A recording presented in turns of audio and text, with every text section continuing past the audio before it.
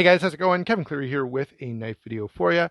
We are looking at a really cool knife today, one that I enjoy a whole heck of a lot, and I know many of you do as well. Before we get to it, I want to point out that I like larger knives. I'm a really big fan of the 8.5 to 9-inch folders, and even larger when it comes to the 4max. I really enjoy this, and so of course I'm going to love some of the bigger, heavier, crazier stuff that Cold Steel comes up with, and I do love that stuff. And so what we're going to look at today is something that makes all of these, what I would call large folders, look like puny little EDC knives. Even closed, this knife is as large and larger than most even full-size folding knives. All right, so what we are looking at today, trying to make sure I keep it all in frame. It's actually a huge challenge. What we are looking at today is the Cold Steel XL Espada. Really great knife. Absolutely fun knife as well. One that I have been able to spend a little bit of time with and now want to share with you. It's not going to fit, the whole knife is not going to fit in frame. I apologize for that, but we're going to do our best, and I'll try to give you I'll try to move it around to let you see the things you need to see when you need to see them. All right, so there is that great big dramatic AUS 10A blade. Down here we have this G10 handle. You can see that there is some steel involved here where needed to allow for that really big, hefty triad lock to work the way that it needs to. And you can see the deployment here is that wave disc, which again works exactly as you would want it to. Now, when I talked about this knife previously, I got a little bit of pushback because I said it's mostly a novelty item. And I think what people perceive from that is when I said that somehow that means it's not, that it's not built to quality specs, that it can't be used as a tool, that it can't be used as a weapon, that it can't, that you can't, there's no functional role for it. All right. And that's not at all what I meant. This is a very functional cutting tool. And in fact, when we get to that point, I'm going to roll in a little bit of video of me doing some kitchen work with the knife. And I have done some good cutting tasks with it. It's great. But the reason I meant that it's a novelty item is that this isn't an item you buy because you like it. There's no one who needs this knife, because if you needed to do the things that this knife can do, there are much better options available to you. All right.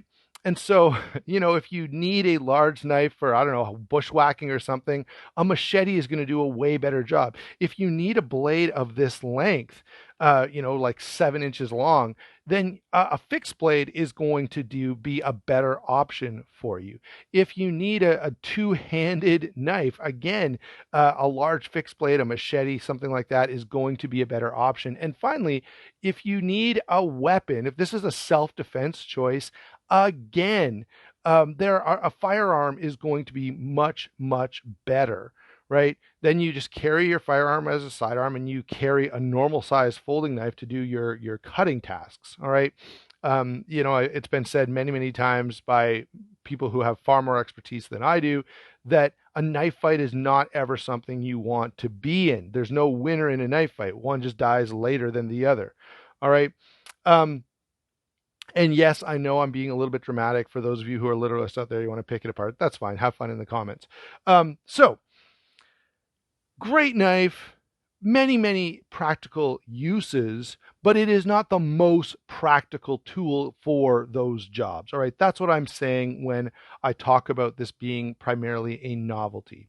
All right, think about what we want in a folding knife. When we look for an EDC folder, right, we want a useful cutting tool that is good for daily tasks. All right, on a regular basis, I don't need something like this for daily tasks that I'm going to be engaging in. Something like this is far more suitable, not only far more suitable, but far more practical as something I can carry around in my pocket all the time. We want something quick and comfortable and easy to use. And of course, that's another problem that comes with this knife. It's so big that it's often unwieldy, and for very fine detailed tasks, it doesn't always work that well.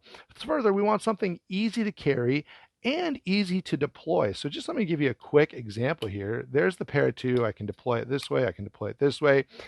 Having gotten this out of my pocket, it's pretty fast. Now, if you use the wave feature, this is fast as well. But if you don't, just let me, I'm going to go off camera so I don't accidentally knock the tripod over or, or even worse, cut the cord attaching me to the camera. But one-handed opening, this is not for the faint of heart. Okay, you've really kind of got to have some experience with this and know a little bit about what you're doing so that you don't injure yourself, because the detent on this is pretty hefty and it really wants to snap back and close on your fingers. For anyone who, and I've had lots of people look at this, everyone's like, oh, that is the coolest thing I've ever seen, right? All of your friends are going to love it. But if you let them borrow it, I always tell them to use two hands to open it, because most people are not going to safely open this with one hand unless you own it and you've spent some time with it. All right. So all those things that we look for in an EDC folder, useful cutting tool, easy, good for daily tasks, quick and comfortable to use, easy to carry. Like, this doesn't do any of those things. All right. It really, it's big and unwieldy. It's hard to carry, and sometimes it just won't fit in some pairs of pants that you may have. It's a bit awkward to open, and once you even do have it open, it's again that big and unwieldy factor comes in. You're not gonna, you're probably not gonna want to trim your nails with this knife or something along those lines.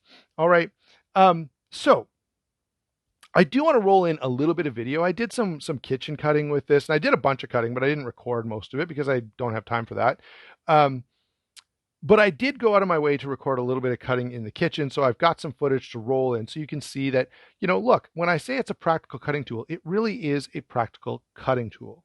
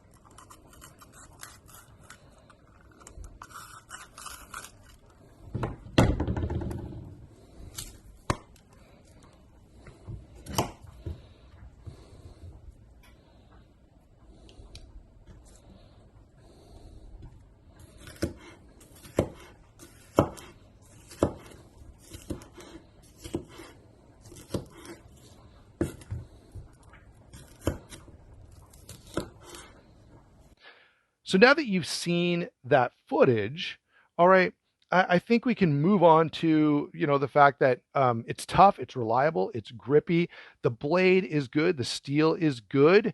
If you are using this, as you saw in the cutting demonstration, you've got a good bit of control, okay? You've got really, really positive, like, look at your fingers just lock into that knife.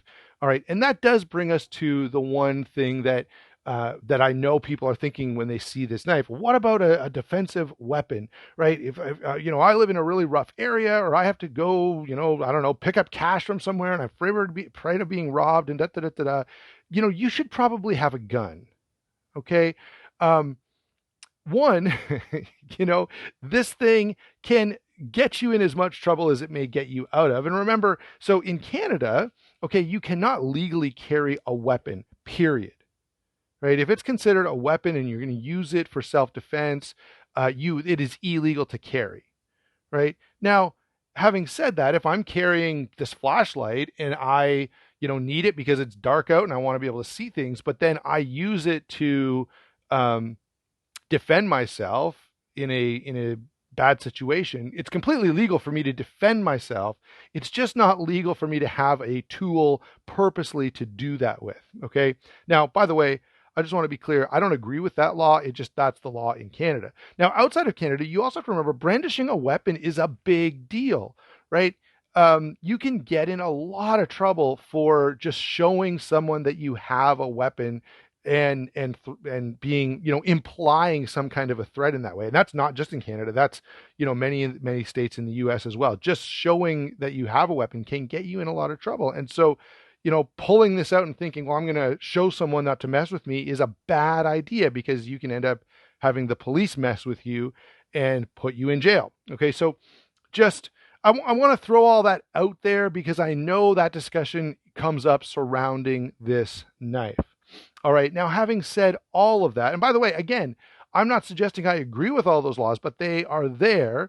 And generally, yeah, you don't want to be threatening people with weapons. That's a bad way to interact with others. There are usually much more positive options available to us. I will say this before I move on from the self-defense laws in Canada. I think they're morally wrong. I think concealed carry or even open carry, the ability to carry a firearm for self-defense is an important legal right that, excuse me, that ought to be present in any free country. And any country that doesn't have a law along those lines is not free, and especially not free for women or the elderly or anyone else who may not physically have the ability to defend themselves and need that force multiplier. Okay, so moving on with the Cold Steel Espada. Having said all that, it's still great. Okay, the geometry is good. It's beautifully put together. It's extremely high quality. The lock is strong as can be. The wave feature works well. The handle is comfortable in any situation. One other thing I want to say about this before we move on, and that is, a knife of this size, it can be tempting to like wave it, to chop wood or something like that. And that is not going to be a great idea, because even though it's a very strong lock, there are still moving parts in here. And the force generated by impulse, that's when we, accelerate something and slam it into something, those forces are extremely high and will eventually damage your lock and your lockup and cause problems for you. Yes, I know triad lock is self-adjusting, da da da da da. All that said, if you want to break your knife, go ahead and start chopping down trees with your Espada. Okay. So back to, now that I've said all of the stuff that it's good for, all the reasons that I like it, this is an absolutely great knife, but it's still mostly a novelty. It's something you buy not for its practical value, but for its coolness and fun factor. And man, this has it in spades. Okay.